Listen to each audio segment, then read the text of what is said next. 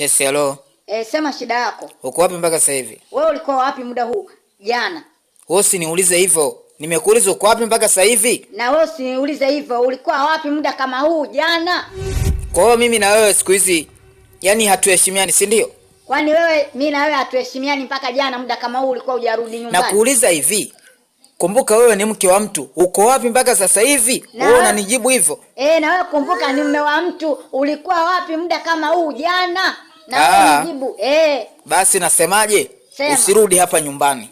Usirudi hapa nyumbani, ubaki huko huko uliko. Mbona wewe ulirudi hujabaki huko huko ulikokuwa? Mbona ukarudi? Wewe mpumbavu nini wewe?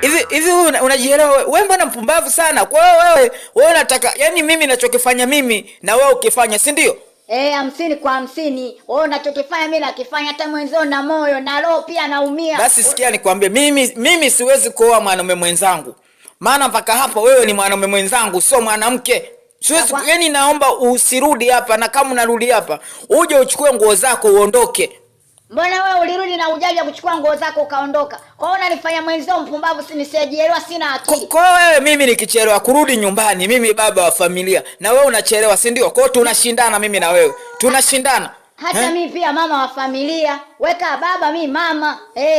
Sote sawa. Kwani wewe na mimi sawa mama wewe baba. Hivyo hivyo. Hivyo na. Yaani wewe sikiza nikwambie, mimi sitaki kuendelea kuishi na wewe. Maana tunakoelekea naona siku moja nitakuta na wewe umeota ndevu kama mimi. Maana si tunashindana. Siku moja utanifanya na mimi niingie kwenye siku zangu.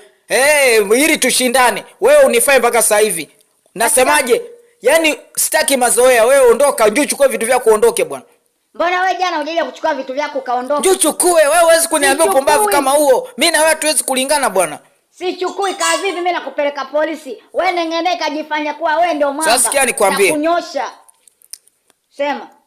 Unasema? Sema na kunyosha mimi na kupeleka polisi, upumbavu wako. Kwa kipindi tunaoana tulioania serikalini au polisi? Mbona atakuletea upumbavu? Na kupeleka polisi wa kunyosha. Basi baba yameisha bwana. Njoo tu. Basi yameisha bwana. Nisamee bwana. Sikusamee hajaisha. Nisamee, sitasema tena hivyo. Nisamee bwana. Nimepitiwa. Umenyoka? Nisamee bwana. Haya. Pumbavu wewe. Shit. Serikali. Mke wangu ananinyanyasa kisa serikali. Siku moja serikali. Sawa bwana, hamna shida. Hamna noma.